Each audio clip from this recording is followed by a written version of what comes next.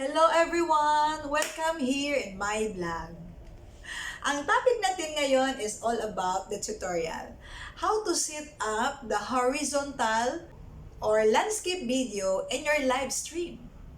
Sana po makatulong ako sa inyo at panoorin nyo hanggang sa dulo.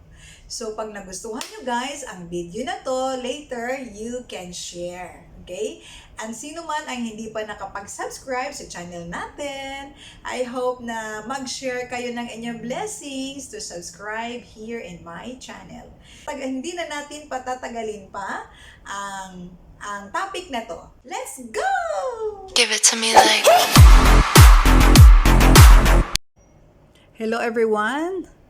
Our topic for today, how to set up the horizontal video or landscape video in your live stream.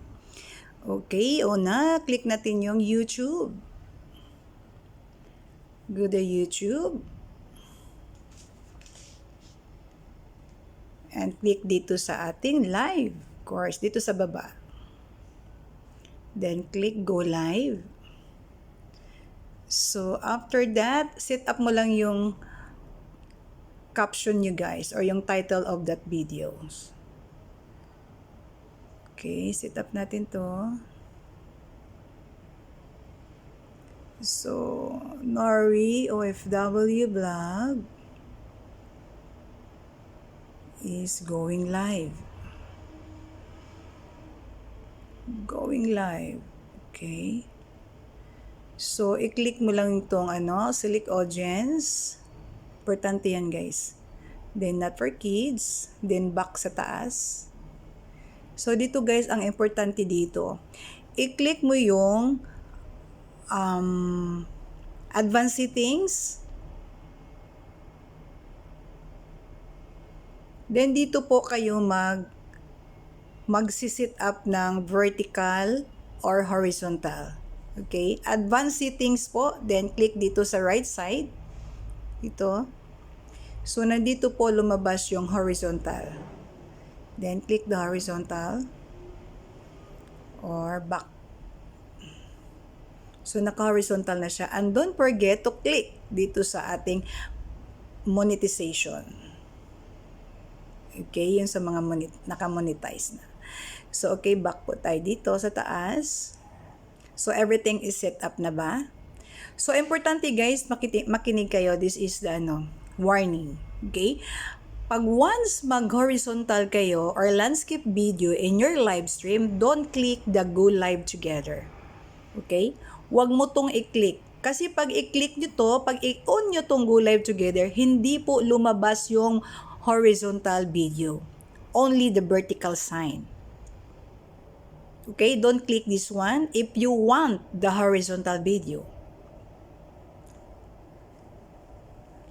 Okay, then next.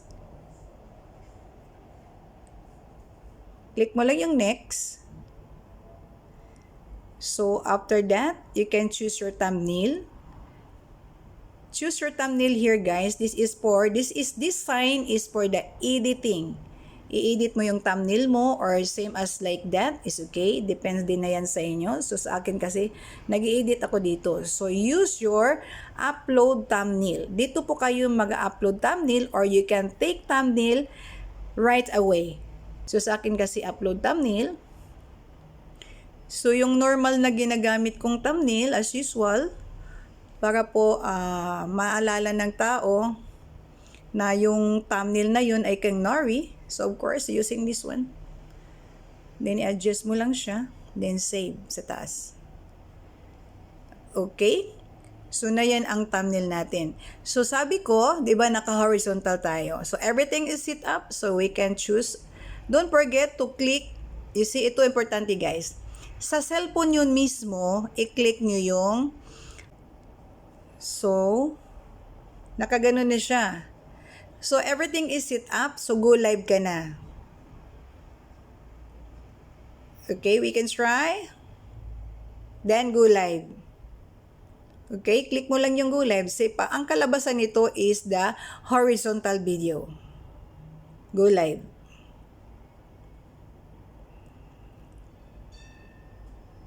Okay? So, this is it. That's it. Thank you. Finally done. Oh, ano, nagustuhan niyo ba? Nasundan niyo ba yung steps na binigay ko? Nasundan niyo ba yung steps na binigay ni Norris sa inyo? So, madali lang, di ba? So, in that tutorial, guys, naisip natin na medyo mahirap siya sundan. Pero madali lang. Kasi nga, kumbaga, in the first time talaga na hindi natin makukuha. So, later on, makukuha mo din yan. Okay, maraming salamat po. So, next time for the next tutorial. So, thank you for watching. Bye! Maraming salamat po! Give it to me like.